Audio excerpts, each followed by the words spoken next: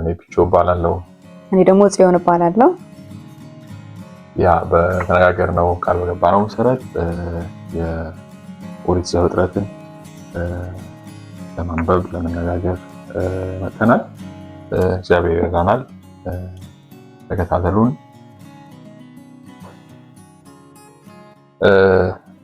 ከኢንትሮዳክሽን ብንጀምር ስለ መጽሐፉ ታሪክ ስለ ጀርባ ታሪኩ በጣም ይረዳል ብዬ አስባለሁ። መጽሐፍ እናጠና አይ ቲንክ ጸሐፊውን ኦዲየንሱን ለማን እንደተጻፈ ምን እንደሆነ ሐሳቡ በአጠቃላይ መጀመሪያ መረዳት መጽሐፉን እንዳለ በአጠቃላይ ለመረዳት በጣም ጠቃሚ ነው ብዬ አስባለሁ እና አጭር ኢንትሮዳክሽን እናገር ተጨምሪያለሽ አንቺ። እንግዲህ የኦሪት ዘፍጥረት የመጀመሪያ መጽሐፍ ነው። ኦብቪየስሊ የመጽሐፍ ቅዱስ የአምስቱ የሙሴ መጽሐፍ ተብለው ከሚታወቁት የመጀመሪያው ነው።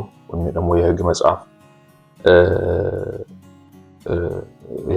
ይባላል እና ትራዲሽናሊ ጸሐፊው ሙሴ ነው የሚባለው እና አንዳንድ ቦታም ስናነብ ሙሴ እንዲጻፍ ለምሳሌ ትእዛዝ ሲሰጥ ያለፈው ነገር ለምሳሌ ከአማሌቅ ጋር ሲዋጉ ያንን የተፈጸመውን ነገር እንዲጽፉና በቤተ መቅደስ እንዲያስቀምጡ እንደዛ የሚሰጠው ትእዛዝ አለና ከዛ ጸሐፊው ማን ነው የሚለውን ነገር መረዳት እንችላለን እና የተለያየ አይነት አስተያየት ቢኖር ማለት ነው ስለ ጸሐፊው። መቼ ነው የተጻፈው የሚለው ደግሞ እስራኤላውያን በበረሃ ባሳለፉት በሲና በረሃ ባሳለፉት 40 ዓመት ውስጥ ተብሎ ይታመናል እና ዘፍጥረት 50 ምዕራፎች አሉት።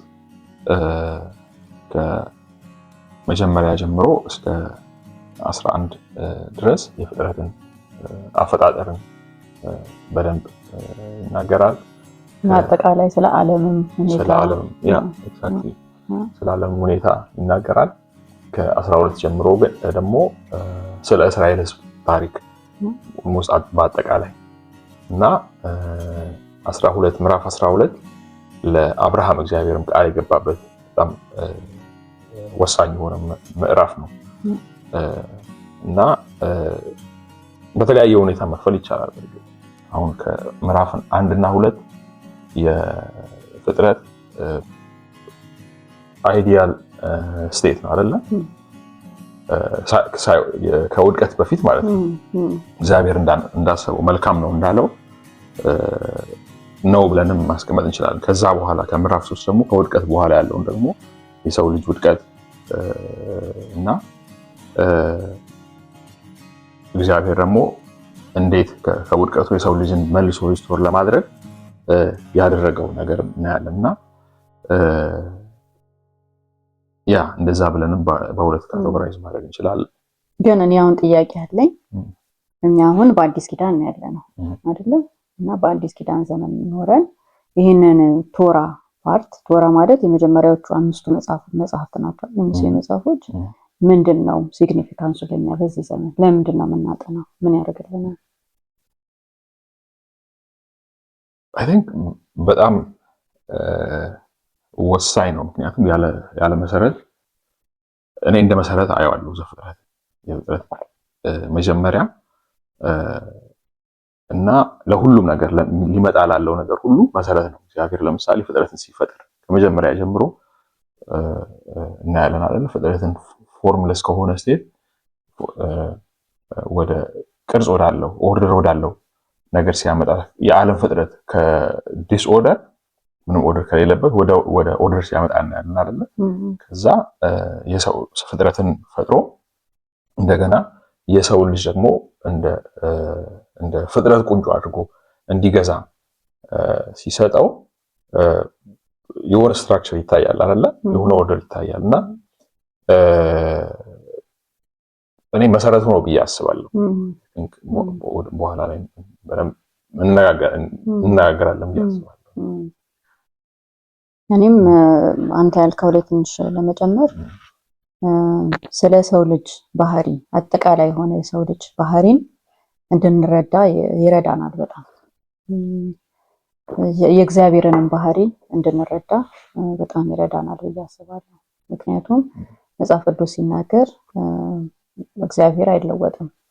በኦልድ ቴስታመንት እኛ ኦልድ ቴስታመንት አልነው እንጂ በአሮጌውም ኪዳን በአዲሱም ኪዳን እግዚአብሔር ያው እግዚአብሔር ነው። ስለዚህ የእሱን ባህሪዎችን ለመረዳት በጣም ይረዳናል። ራሳችንንም ለመረዳት ምን አይነት ሰዎች ነው የሚለውንም ለመረዳት በጣም ይረዳናል። አይ ቲንክ በጣም ወሳኝ ፖይንት ነው። ምክንያቱም እግዚአብሔር ከመጀመሪያ ጀምሮ ፍጥረትን ሲፈጠር በእውቀት በዓላማ እንደፈጠረ እና ጊዜያዊ ነገር እንዳልሆነ በአዲሱ ኪዳንም ብንሆን ያንን ነገር ለጊዜው ፈጥሮ ከዛ ወደ አዲሱ ኪዳን ስንገባ ደግሞ ያንን ነገር ሊሽር እንዳልሆነ ፐርፐስፉል የሆነ ነገር እንደሆነ እናያለን። ሲጀምር ምን ብሎ ይጀምራል? እግዚአብሔር በመጀመሪያ ሰማይና ምድርን ፈጠረ።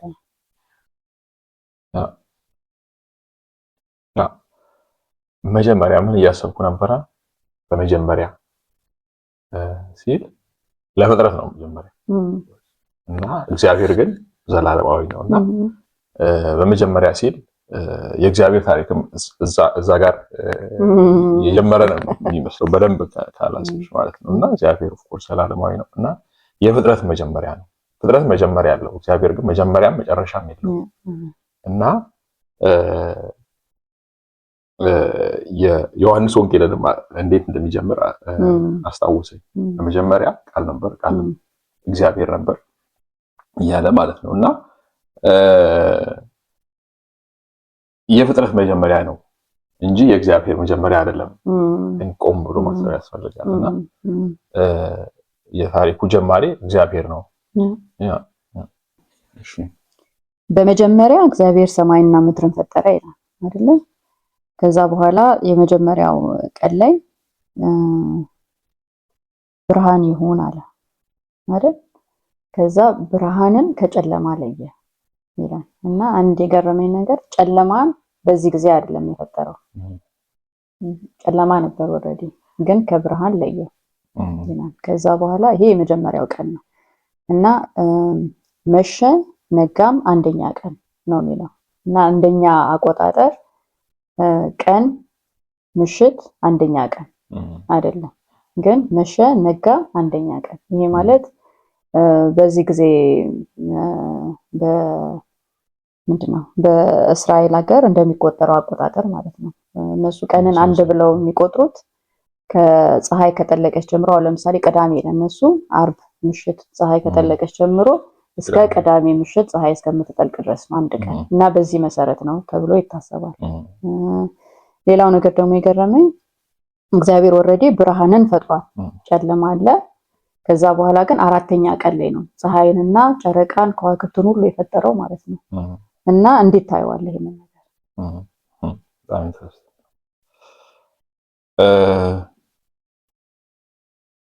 እንዳልሽው ጨለማ ኦልሬዲ ነበር መጀመሪያ ላይ በጥልቅ ጨለማ የምድር ጥልቅ ስፍራ ሁሉ ጨለማ አውጥቶት ነበር ይላል እና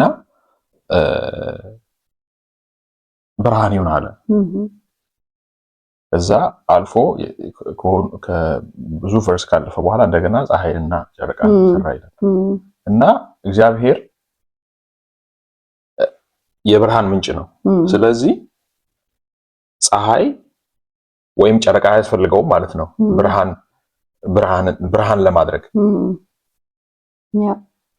እና ምናልባት የእግዚአብሔር እግዚአብሔር ብርሃን የሚያደርገው ከዚህ ነው ብለን የሆነ ዲስክሪፕሽን ላንሰጠው እንችላለን። ግን እግዚአብሔር ኤኒሃው ብርሃን ያደርጋል እና እኛ እንደ ሰው ብርሃን ሊሆን ለምሳሌ መብራት አለ ያስፈልገናል። we are dependent። እግዚአብሔር ግን ዲፔንደንት አይደለም። ብርሃን ውጭ ለማየት ፀሐይ ያስፈልገናል እና እስኪነጋ ጠብቀን ነው ብርሃን የምናየው። እግዚአብሔር ግን በራሱ ብርሃንን ከፈለገ ብርሃን ያደርጋል ማለት ነው። ኢንዲፔንደንት ስለሆነ ማለት ነው። ደስ ይላል። አንድ ሰባኪ ምን ሲል ሰማሁት፣ አሁን ሰሞኑን ሶሻል ሚዲያ ላይ በጣም ምንድነው እየተነጋገሩበት ያለ ነገር ምን አለ፣ እግዚአብሔር እኮ የመጀመሪያ ጊዜ ብርሃን ይሁን ብሎ ሲፈጥር ማንን ይመስላችኋል የፈጠረው? ኢየሱስ ክርስቶስን የፈጠረው ብሎ ሲያወራ ነበረ። እና ኦፍኮርስ በጣም ይሄ ነገር ከእውነት በጣም በጣም የራቀ ነገር ነው። ምክንያቱም ኢየሱስ ክርስቶስ ፍጡር አይደለም፣ ፈጣሪ ነው እንጂ ፍጥረት አይደለም። እሱ ራሱ ብርሃንን ከፈጠረ በኋላ ከጨለማ ለየው ይላል እና ስታነቢ ሁሉንም ነገር ብርሃንን ከጨለማ ምድርን ከሰማይ ውሃን ከደረቅ ምድር ለየ ይላል። እና ለምን ይመስልሻል እንደዚህ እግዚአብሔር እነሱ ማድረግ ያስፈልገው መለየት ያስፈልገው? ሜቢ ቅድም ሜንሽን ያደረግከው ነገር ስትራክቸር ኦርደር እና የሚመስለኝ እኔ አንዱ ከአንዱ ይሻላል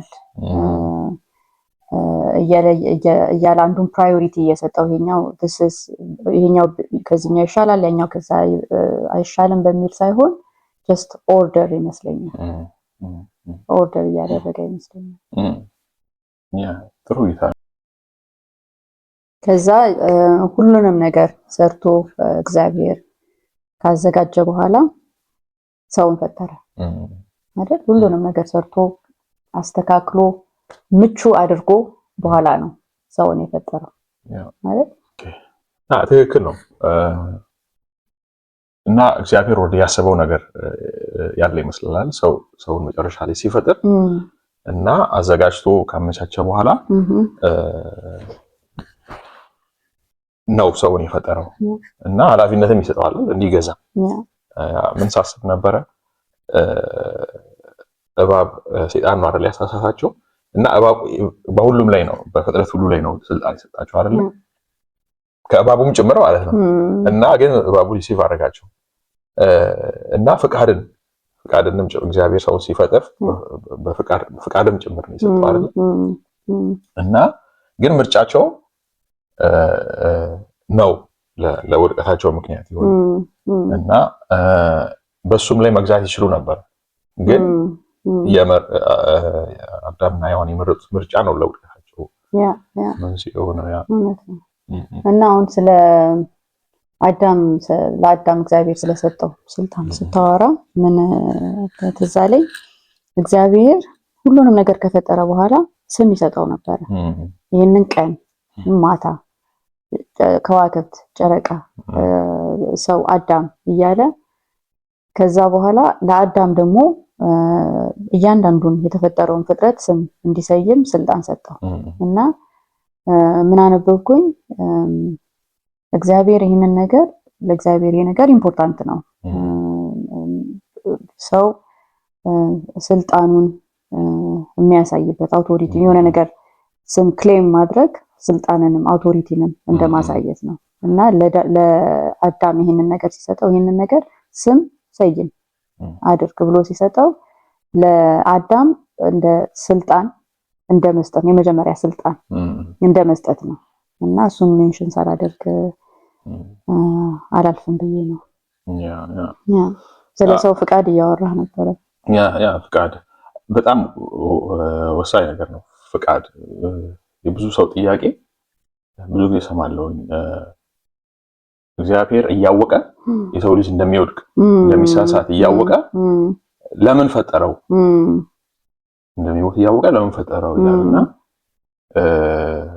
ፍቃድን ጭምር ነው የሰጠው እግዚአብሔር። እና ባይሆን ኖሮ ሰው ሙሉ ነገር አይሆንም። ሮቦት የሚፈጥረው ማለት የራሱ ፍቃድ የሌለው እግዚአብሔር እንደፈለገ የሚያደርገው እግዚአብሔር ሁሉን ቻይ ቢሆንም ግን ፍቃድን ጭምር እንዲመርጥ እውቀትንም ጭምር ሰጥቶታል። እና የሰው ልጅ ግን በምርጫው ወይ ይወድቃል ወይ ይድናል ማለት ነው። ስለዚህ አይ ቲንክ ይሄ ያንንም ጥያቄ ይመልሳል ብዬ አስባለሁ። ሰው ለምን እግዚአብሔር እያወቀ ፈጠረ የሚለው ነገር እና ደግሞ ማለት የአዳምና የሔዋን ባህሪ የእኛንም ባህሪ ነው አይደለ ሪፍሌክት የሚያደርገው በጣም በየቀኑ ነው። የእግዚአብሔርን ሀሳብ እያወቀን የእግዚአብሔርን ፍቃድ እያወቀን እኛ ግን የሚቀለንን ነገር ነው የምንመርጠው። ይሄ ሔዋን በየቀኑ የምንኖረው ኑሯችን ነው እና እንደዛ ነው መጀመሪያም ያልኩት። ይህንን መጽሐፍ በማጥናት ባህሪያችንንም እንማራለን። እኛ ራሳችን ከዛ በጣም የራቅን አይደለም እና አዳምም ደግሞ እሷ ናት እንደዚህ ያደረገችብኝ ብሎ ወደ እሷ ነው የጠቆመው እና እሱንስ እንዴት ታየዋለህ?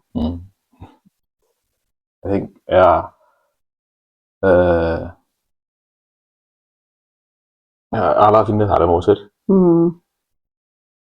እሱ ወይ ነገርን ያስተካክላል ወይ ያበላሻል። ኃላፊነት አለመውሰድ እሱ ሔዋን ብታመጣው ያን ጥያቄ እሱ ግን እምቢ ማለት ይችል ነበር አይደል? ግን ኤኒሃው አደረገ። ግን በኋላ ላይም ኃላፊነቱን አልወሰደም። እሱ አንተ የፈጠርክልኝ እግዚአብሔር ነው አይደል?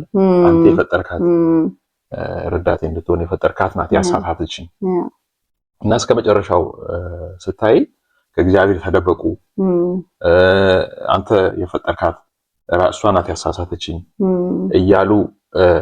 እያለ አዳም ከኃላፊነቱ ይሸሻል እንጂ ሲጸጸት አታየውም። እና አይዶን ነው አሁን ምናልባት እንትኑ የአካሄዱ ሊለወጥ ይችላል ምናምን ሳይሆን እንደሱ ቢያደርግ እግዚአብሔር ድካሙን ይረዳዋል ብዬ አስባለሁ። ግን አዳም ያድርግ የነበረው መሸሽ፣ የራሱን ውድቀት የራሱን ስህተት ወደ እግዚአብሔር ወደ ሔዋን መግፋት ነው። አይ ቲንክ ይሄ በጣም መሰረታዊ የሆነ የሰው ባህሪን ያሳያል ብዬ አስባለሁ።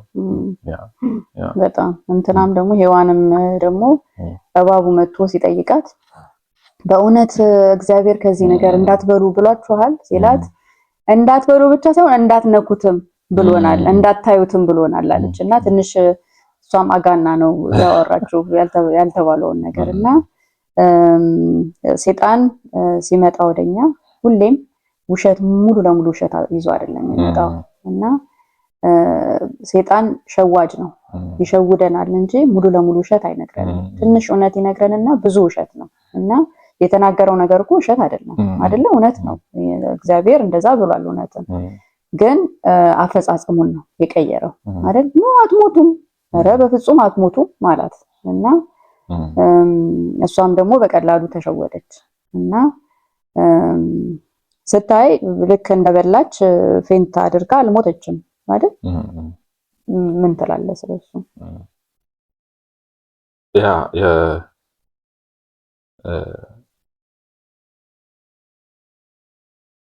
እንዳልሽው የሰይጣን አሰራር ዲሲቭ ነው እንጂ የሚያደርገው ሙሉ በሙሉ በሆነ ውሸት አይደለም። እንደዛ ቢሆን ሰው ከመጀመሪያው ይሸሻል። ስለዚህ መጀመሪያ ምንድነው መሬቱን ካረሰ ካስተካከለ በኋላ ነው ወደ ዋናው ስራ የሚሄደው ማለት ነው። እና አይ ቲንክ ጋር እንድናረግ ልባችንን እንድናረግ ያሳስበናል፣ ያስተምረናል ብዬ አስባለሁ። እና እግዚአብሔር ያለውን ነገር ነው የተጠቀመው። ግን ኖ አይ ሞትን አትሞቱም እና ግን የሞትን ዴፊኒሽን አልነገራቸውም። ሞት ማለት ምን ማለት እንደሆነ አልነገራቸውም። እንዳልሽው ወዲያው እንደበሉ አልሞቱም አይደለም። እና ግን ከእግዚአብሔር ጋር ለይቷቸዋል። የእግዚአብሔርን ትእዛዝ አለመፈጸማቸው፣ እግዚአብሔርን አለማመናቸው ቤዚካሊ ከእግዚአብሔር ለይቷቸዋል። ያ ነው ትክክለኛው ሞት ማለት ነው። ግን ቆይ እስቲ አሁን ለኛ በዚህ ዘመን እንዴት ምን መማር እንችላለን ከዚህ ነገር?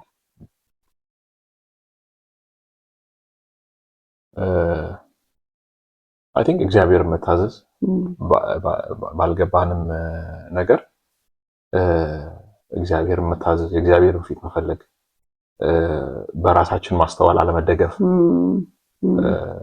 ስትሰማ እሱ ሰይጣን ሲያስረዳ ኦኬ ብላ እግዚአብሔር ያላትን ነገር ኢግኖር አድርጋለች ማለት ነው አይደል? እግዚአብሔር እንዳትበሉ እሱ ያላትን እግዚአብሔር ያላትን ነገር አክብራ ነው እግዚአብሔር ግን እንደዚህ ብሏል ብትል ሰይጣን አያሳሳትም አይደል? ግን ኦኬ እንደዛ ነው እንዴ ብላ ግን ከእግዚአብሔር መንገድ ወጣች እና አይ ቲንክ አንዳንዴ እግዚአብሔርን መቅደም እንፈልጋለን እኛ የተሻለ እንደምናውቅ አይነት ነገር ቀደም ያልከው ነገር በጣም ወሳኝ ነው። በራሳችን መረዳት በራሳችን ማስተዋል ለመደገፍ መሞከር እና እግዚአብሔር በቃ በሱ ትረስት ማድረግ የሆነ ነገር ለኛ ጥሩ አይደለም ካለ ጥሩ አይደለም ለኛ ጥሩ ነው ካለ ጥሩ ነው። በቃ አሁን ልጆቻችንን እንዴት ነው የምናደርገው? አሁን ትንሿ ልጃችን ኢሊያና አሁን 2 ዓመቷ ነው አይደለ? እና ከረሜላ በጣም ነው የምትወደው ማለት ከረሜላ ካልሰጣችሁ ነው የምትለው። ግን በእኛ ሁሌ አንሰጣትም ምክንያቱም ለጤናዋ እንደማይበጃት እናውቃለን። እና እሷ ግን እሷ አይገባትም አይደል? እና እኛም እግዚአብሔር ለኛ እንደዛ ነው። በቃ እኛ ብዙ ከማይገባን ነገር ግን በመታዘዛችን ብቻ የምናመልጠው ብዙ ነገር አለ። እና እግዚአብሔር ላይ ብልጥ መሆን የለብንም ማለት ምክንያቱም የኛ ጥበብ የእግዚአብሔር ሞኝነት እንደሆነ መጽሐፍ ቅዱስም ይናገራል። የፈለገ ብንጠበብ የፈለገ ረቂቅ ብንሆን ከእግዚአብሔር ሞኝነት ላይ ነው ያለነው። ከእግዚአብሔር ዕውቀት አንበልጥም። ስለዚህ ዝም ብሎ እግዚአብሔርን መታዘዝ ለዚህኛውም ለሚመጣውም ዓለም ይጠቅማል። ሰውን በመልካችን እንፍጠር ፍጥረትን ከፈጠረ በኋላ ይሄ ቦታ ላይ የት ይላል አለ ሰውን በመልካችን እንፍጠር ይላል። ምን ታስቢያለሽ? ያ በጣም ኢንተረስቲንግ ነገር ነው። ምክንያቱም እስካሁን ድረስ እግዚአብሔር ሲያደርግ የነበረው ነገር ይሁን እያለ ነው ሲፈጠር የነበረው እና አሁን ግን ሰውን በመልካችን እንፍጠር ሁሉንም ነገር ፈጥሮ ከጨረሰ በኋላ ሰውን በመልካችን እንፍጠር ማለቱ ለሰው ያለውን ስፔሻል ቦታ የሚያሳይ ይመስለኛል። እና ፍሎውን ሳይዋውን ምን ይታየኛል? ፍጥረትን ከፈጠረ በኋላ የፍጥረት ላይ የፍጥረት ቁንጮ አድርጎ ከበላይ አድርጎ እንዲገዛበት ፍቃዱን እንዲያደርግ ሰው የእግዚአብሔር የሆነው ማለት ነው በአምሳሉ ስለፈጠረው የእግዚአብሔርን ሐሳብ በፍጥረት ላይ እንዲያከናውን ሰውን ከፍ ባለ ስፍራን የፈጠረውና በመልካችን ሲል አይ ቲንክ በጣም ትልቅ ነገር ይመስለኛል። እና ስለዚህ እግዚአብሔር ኦሪጂናሊ ያሰበው ነገር ለፍጥረት ያሰበው ነገር በጣም ትልቅ ነው ማለት ነው። እና እኛም በጌታ ኢየሱስ ክርስቶስ የባህሪው ተካፋይ ሆነናል እግዚአብሔር ይመስገንና ግን ከዚህም በላይ የበለጠ ነው አሁን በምድር ከምናየው አሁን ካለንበት ስቴትም የበለጠ ነው ማለት ነው እግዚአብሔር ኦሪጂናል ሐሳቡ ፍጥረታትን ሁሉ አይቶ ጥሩ ነው አይደለ? በቃ በፈጠረው ነገር ሁሉ ደስተኛ ነው አይደል? ከዛ በኋላ 7ኛው ቀን ላይ አረፈ አይደል? አረፈና ይሄንን ቀን ቀደሰው ይላል። ምን ማለት ነው? ቀደሰው ማለት ምን ማለት ነው? በጣም የሚገርመው ቀደሰው 7ኛውን ቀን ቀደሰው። እግዚአብሔር ረፍት አያስፈልገውም ማለት ነው። የስሊ ደክሞት ወይ ደግሞ ለመቀጠል ከዛሬን አርፌ ነገ ቀጥላለሁ ሳይሆን አረፈ በቃ። አይ ቲንክ ለፍጥረት ራሱ የሆነ ያስቀመጠው ማህተም ነው ይመስለኝ በቃ። ምክንያቱም በኋላ ላይም ለእስራኤላውያን ይሰጣቸዋል ከምትሰሩት ስራ በ6 ቀን ስሩ፣ በ7ኛው ቀን ግን ሰንበቴን አክብሩልኝ ማለት ምክንያቱም የራሱ ነው ማለት ነው። የህዝቡ የእስራኤላውያን ህዝብ ሳይሆን የእግዚአብሔር ቀን ነው፣ ራሱ የቀደሰው ነው ማለት ራሱ ያስቀመጠው ነው ማለት ነው። ስለዚህ አይ ቲንክ ይሄ ለፍጥረት ሁሉ እንደ ቴምፕሌት እንደ መጠቀሚያ የሚሆን ነው ማለት ነው። እና ቀደሰው ደግሞ ለይቶ አስቀመጠው። ቅድም አሁን ስናይ ይለይ ነበር አይደል? ነገሮችን ጨለማን ከብርሃን ውሃን ከደረቅ ምድር እየለየ ያስቀምጣል አይደል? ይህንንም ቀን ደግሞ 7ኛውን ቀን ለይቶ ያስቀምጠዋል። በቃ በዚህ ቀን እሱ ራሱ ያረፈበት ቀን ነው እና ባረከው ቀደሰው ይላል ማለት ነው። ስለዚህ አሁን አንድ ሰው ይሄን ነገር አምጥቶ ኦኬ ሳምንቱ ሙሉ ሰራለሁ፣ 6ቱን ቀን ሙሉ ሰራለሁ፣ ሰባተኛውን ቀን ግን በቃ ማርፍበት፣ ስለ እግዚአብሔር ነገር ማስብበት፣ ከቤተሰቤ ጋር ጊዜ ማሳለፍበት ቀን ይሁን ብሎ ኢንቴንሽናሊ ቢያስቀምጠው አይ ቲንክ ከምንም ማለት የሚቃረን ነገር አይደለም ማለት ነው። በረከት ሊሆን ነገር ነው ብዬ አስባለሁ። ምክንያቱም ራሱ እግዚአብሔር ኤስታብሊሽ ያደረገው ነገር ስለሆነ ማለት ነው። አሁን አንዳንድ ሰዎች ኖ ሰንበት ለኛ እሁድ ነው የሚሉ አሉ። ወይም ደግሞ ነው ማክሰኞ ነው፣ እኔ ማክሰኞ ለኔ ሰንበት አድርጌ ለይቼው አርፋለሁ ምናምን ይላሉ። እና which is good ማረፋቸው ጥሩ ነው በጣም ግን ሰንበት ብለው ግን መቁጠር የለባቸውም ብዬ አስባለሁ። እሱን ቀን ጀስት የእረፍት ቀን ብለው ይረፉ በጣም ጥሩ ነው። ምክንያቱም እግዚአብሔር የሚለው በመጽሐፍ ቅዱሱ ሰባተኛውን ቀን ነው የለየው። ብርሃንን ከጨለማ ሲለይ እንደነበረው፣ ሰማይን ከምድር ሲለይ እንደነበረው፣ ጠፈርን በቃ ሲለይ እንደነበረው ሁሉ ቀናቶቹን 6ቱን ቀን ከሰባተኛው ቀን ለይቷል አይደለ? ለዚህ እግዚአብሔር ይሄንን ቀን ቀድሼዋለሁ ብሎ ያለውን ቀን መቀደስ ቲንክ በጣም ጥሩ ነገር ነው። ይሄ ራሱ የመታዘዙ ፓርት ነው። በራስ መረዳት ያለመደገፍ ፓርት ነው ብዬ አስባለሁ። እግዚአብሔር ይሄን ቀድሼዋለሁ ካለ ኦኬ እግዚአብሔር ቀድሶታል ዳትስት በቃ እንደሱ ብለን መቀበል ነው እንጂ አለብን ሌላ በራሳችን መረዳት በራሳችን መንገድ ነገሮችን ዲፋይን ለማድረግ መሞከር ጥሩ አይመስለኝም ብዬ አስባለሁ። ቅድም ያልነው ነገር ወሳኝ ነው። ሳይገባን የእግዚአብሔርን ትእዛዝ ማክበር አይደለ? እኔ አሁን አላቅም በግሌ ሰባተኛውን ቀን ለምን እግዚአብሔር እንደመረጠ አላቅም። ግን ኦኬ እግዚአብሔር የመረጠው ቀን ይሄ ነው ብዬ በዛ ቀን ባርፍ ይጠቅመኛል። ግን ምንድነው ላላስረዳ እችላለሁ ብዙ ለዚህ ስለሆነ በዚህ ቀን አርፋለሁ ብዬ መናገር እችላለሁ። ግን የእግዚአብሔር ትእዛዝ ስለሆነ ልክ ሔዋን እግዚአብሔር የነገራትን ነገር ትታ ኦኬ ብላ የራሷን ውሳኔ እንደወሰደችው መሆን የለበትም ማለት ነው። አዳምና ሔዋን ተሳሳቱ አይደል? ምዕራፍ 3 ላይ ከዛ ውድቀት መጣ አይደል? ከዛ በኋላ እግዚአብሔር ተቆጣቸው። ምን ተፈጠረ ከዛ በኋላ? እና አንድ በጣም ይሄንን ነገር ሳስብ በጣም ያናደደኝ ነገር ምንድነው መሰለህ? ሔዋን የዚህን ቀን ኃጢአት ባትሰራ ኖሮ ዛሬ ይሄ ሁሉ ልብስ ማጠብ ስራ አይበዛብንም ነበር። ማለት ነው። እንደሱ ይላል ሰው እድሜ ለአዳም እድሜ ለሔዋን ይባላል። ምን ያው ልብስ ሳጥብ ወይን እድሜ ለሔዋን እያልኩ ነው ማጥበውና ማጥበው። እሺ እዚህ ጋር ምን ተፈጠረ? ያ ተሳሳቱ አይደለ? እግዚአብሔር ካዘጋጀላቸው ክብር ወደቁ። ግን አንድ የሚገርመኝ ነገር ምንድነው እግዚአብሔር ጥሩ አልጣላቸውም አይደለ? ሙሉ በሙሉ አይደለም የተጣሉት እና ከዛ በኋላም ያው ኦብቪየስሊ መጽሐፍ ቅዱስ ስናነብ ይቀጥላል የሰው ልጅ የፍጥረት ታሪክ እና ወዲያው ብዙም ሳይሄድ ነው የእግዚአብሔር ባለ ምህረትነት የምናየው ወዲያው ነው። እዛው ከውድቀታቸው በኋላ እንደገና ማለት መዳን ሲያዘጋጅ ኦልሬዲ ምንድነው መሰረቱን ሲጥል እናያለን ማለት በሴቲቱና ለእባቡ ለሰይጣን ሲናገር ማለት ነው።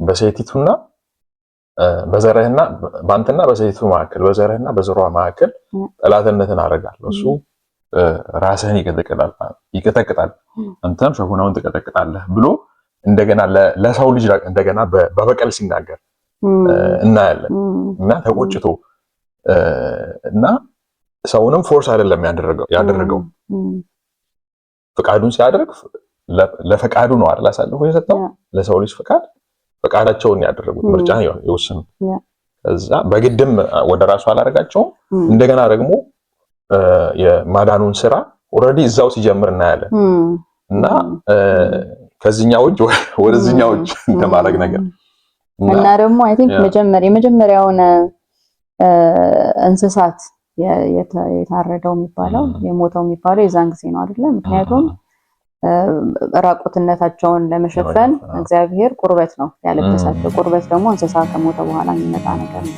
እና ያ እግዚአብሔር ባለብዙ ምሕረት አምላክ ነው ለዛሬ በዚሁ እናበቃለን ክፍል 2 ደግሞ በሌላ ጊዜ እንመጣለን ተባረኩ ተባረኩ